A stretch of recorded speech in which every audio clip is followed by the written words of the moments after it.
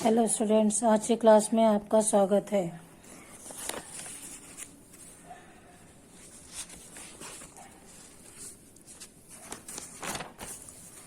हमारी न्याय व्यवस्था। बच्चों, पिछले वीडियो में आपने इस पाठ को समझा था और इस वीडियो में हम इस पाठ के प्रश्नोत्तर देखते हैं।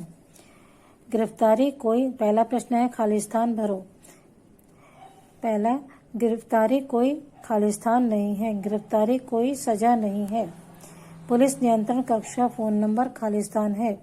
पुलिस नियंत्रण कक्ष का फोन नंबर 100 है। प्रश्न दूसरा, नीचे दिए गए विवरण को पढ़कर खालिस्तान भरे। पहला है, तहसीलदार ने मामले की सुनवाई के लिए एक निश्चित दिन की तारीख दी। पहली पेशी में चैतू से जमीन के विवाद के बारे में विस्तार से जानकारी ली गई। दूसरी पेशी के लिए उसे 3 माह बाद की तारीख दी गई। तहसीलदार ने दूसरी बार जमीन के कब्जे के बारे में पूछा तो पटवारी ने कहा, वर्तमान में चैतू की जमीन के कुछ हिस्से पर राम सिंह ने कब्जा किया हुआ है। तीसरी पेशी में राम सिंह को नोटिस दी गई कि वह अपनी तरफ से जमीन के कागजात व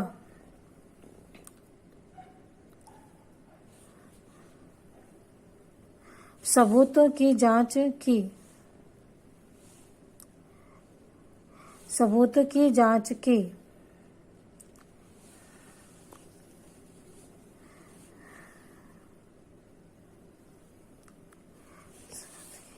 सबूत पेश करे। चौथी पेशी में दोनों पक्षों के वकीलों ने गवाही दी।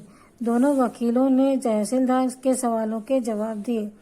तहसीलदार ने दोनों पक्षों के बयान तथा वकील के बहस को सुना और प्रस्तुत कागजों की जांच की।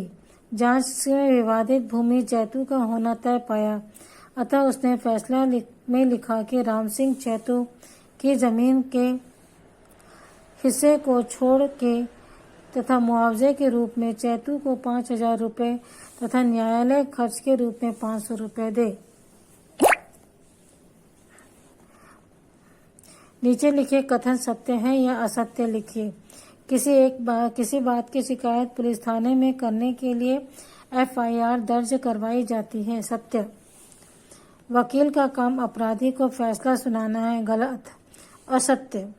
उच्च न्यायालय में छोटी कचहरी एवं सेशन कोर्ट्स के फैसले बदले जा सकते हैं। सत्य। अंतर स्पष्ट कीजिए वकील और जज। पहला, वकील वह व्यक्ति होता है जो न्यायालय में अपने पक्षकार के पक्ष में पैरवी करता है ताकि अपने पक्षकार को निर्दोष साबित कर सके। वकील सरकारी व निजी 2 प्रकार के होते हैं। निजी वकील अपराधी या वादी की तरफ से अपने पक्ष में को रखने के लिए रखा जाता है, जबकि सरकारी वकील अपराधी के खिलाफ या पुलिस के पक्ष लेती है। सरकारी वकील पुलिस के पक्ष से में पैरवी या बहस करता है। जज वह कानूनी व्यक्ति है जिसके समक्ष निजी व सरकारी वकील बहस करते हैं। जज दोनों पक्ष व विपक्ष की बातों को सुनने के बाद अपना फैसला सुनाता है। जज सरकार द्वारा नियुक्त होता है जो निष्पक्ष होकर अपना फैसला देता है। दूसरा है मुजरिम।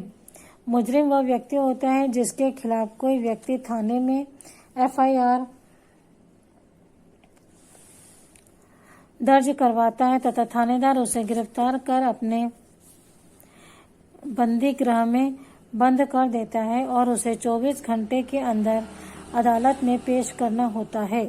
कैदी वह व्यक्ति होता है जिसे न्यायालय द्वारा सजा सुनाई जाती है और कैदी बंदी गृह में रहता है। कैदी जमानत द्वारा अस्थायी तौर पर अंतिम फैसले के होने तक कैद से छूट सकता है। निम्नलिखित के कार्य लिखिए। पहला, वकील। वकील का काम है अपने पक्षकार के प्रतिनिधि के रूप में न्यायालय के समक्ष पैरवी करना और अपने पक्षकार को निर्दोष साबित करना। मजिस्ट्रेट का कार्य पक्ष और विपक्ष की बातों को सुनकर सारे सबूतों एवं गवाहों के बयानों को सुनना तथा अपना निष्पक्ष निर्णय फैसला सुनाना। पुलिस का काम है अपने क्षेत्र में शांति और सुरक्षा व्यवस्था बनाए रखना तथा अपराधी को गिरफ्तार कर उसे न्यायालय में पेश करना तथा वादी को पूर्ण न्याय दिलवाने में उनकी मदद करना। प्रश्न 6वां, निम्नलिखित प्रश्नों के उत्तर लिखें। पहला, हमें न्यायालय की आवश्यकता क्यों पड़ती है?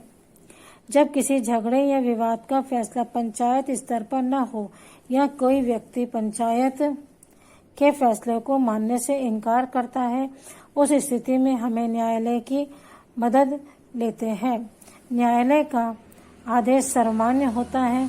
न्यायालय जो फैसला सुनाता है उसे सभी को मानना पड़ता है। न्यायालय का फैसला अंतिम व सर्वमान्य होता है, चाहे वह अमीर हो या गरीब, सबको न्यायालय का फैसला मानना पड़ता है। दूसरा, दीवानी मामलों और फौजदारी मामलों में क्या अंतर है? दीवानी मामले जमीन जायदाद के झगड़े या मजदूर मालिक के बीच पैसों के लेन देन में जो विवाद होता है उसे ऐसे विवादों को दीवानी मुकदमे कहते हैं। इसमें सजा नहीं होती, पर जिस पक्ष को नुकसान सहना पड़ता है उसे नुकसान का मुआवजा दिया जाता है। इसमें किसी प्रकार की सजा नहीं होती है। फौजदारी मामले ऐसे अपराध जिनमें समाज की शांति भंग होती है, जैसे चोरी, रिश्वत, डकैती, हत्या, मारपीट आदि फौजदारी अपराध होते हैं। इसमें अपराधी के विरुद्ध सबूत मिलने पर सेशंस कोर्ट फैसला सुना सकता है। तीसरा, न्यायालय में बार बार पेशियां क्यों होती हैं? न्यायालय में बार बार पेशियां होती हैं ताकि जल्दबाजी में किसी निर्दोष को अपराधी करार न दिया जा सके।